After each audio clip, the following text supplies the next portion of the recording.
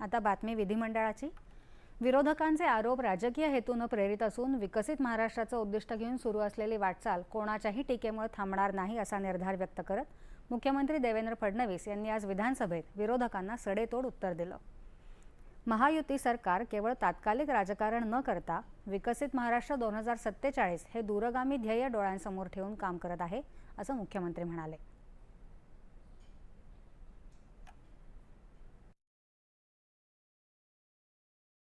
भविष्यातली जी काही महाराष्ट्राची वाटचाल आहे यामध्ये रोजगार निर्मिती करता एक इंजिन म्हणून आपण मुंबईचा वापर करतो, पण केवळ मुंबईपुरतं नाही तर आता पुणे असेल, छत्रपती संभाजीनगर असेल, नागपूर असेल, अगदी गडचिरोलीपर्यंत हे ग्रोथ इंजिन आपण त्या ठिकाणी नेलेलं आहे।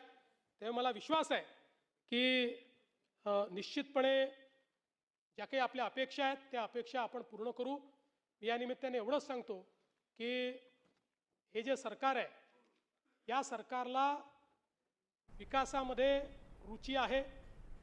या सरकारला सर्वसामान्य माणसाला घर मिळालं पाहिजे हा आमचा प्रयत्न आहे।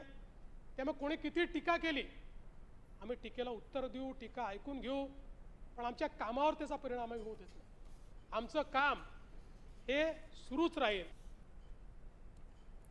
राज्यात झालेली अतिवृष्टी आणि त्यामुळे झालेलं नुकसान या संदर्भात गेले 2 दिवस विरोधकांनी उपस्थित केलेल्या मुद्द्यांवर आणि त्यासोबतच मुंबई परिसरातील विविध प्रश्नांवर विरोधकांनी उपस्थित केलेल्या अल्पकालीन चर्चेला मुख्यमंत्र्यांनी एकत्रित उत्तर दिलं।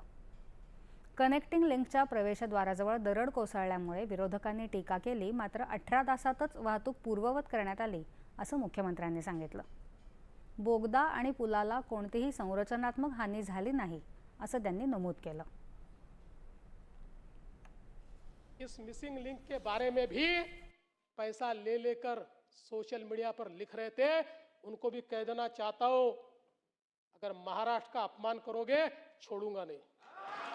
या घटनेने देखील आपल्याला काही गोष्टी शिकवल्या की पाण्याचा प्रवाह कसा बदलू शकतो, दरड कशी कोसळू शकते, आणि म्हणून पुन्हा IITच्या एक्सपर्ट्सशी आपण चर्चा केली।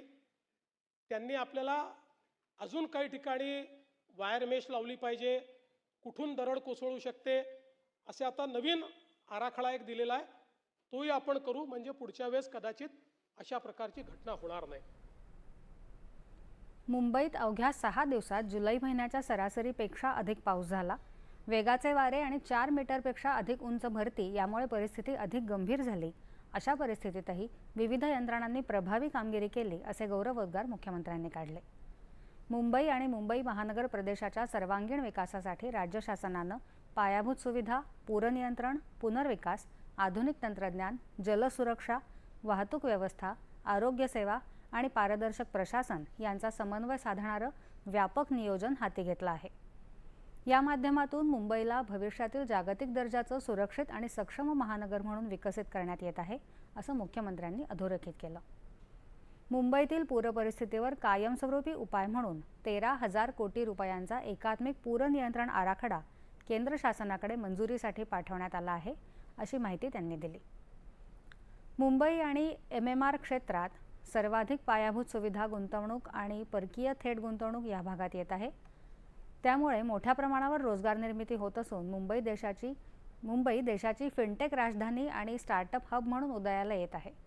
मुंबईबरोबरच पुणे, छत्रपती संभाजीनगर, नागपूर आणि गडचिरोलीपर्यंत विकासाची गती पोहोचवण्याचं शासनाचं धोरण आहे असं मुख्यमंत्र्यांनी स्पष्ट केलं। रस्त्यांच्या दर्जात सुधारणा करण्यासाठी मुंबईतील 95% रस्त्यांचं काँक्रिटीकरण करण्याचं उद्दिष्ट ठेवण्यात आलं आहे। पहिल्या टप्प्यातील 89% आणि दुसऱ्या टप्प्यातील 73% काम पूर्ण झालं असून मे 2027 पर्यंत संपूर्ण प्रकल्प पूर्ण करण्याचा प्रयत्न आहे। वाहतूक व्यवस्थेला अधिक सक्षम करण्यासाठी गोरेगाव मुलुंड बोगदा, उत्तर किनारी मार्ग, विविध उड्डाणपूल, रेल्वे उड्डाणपूल आणि ईस्ट वेस्ट कनेक्टिव्हिटी प्रकल्प वेगानं पूर्ण केले जात आहेत।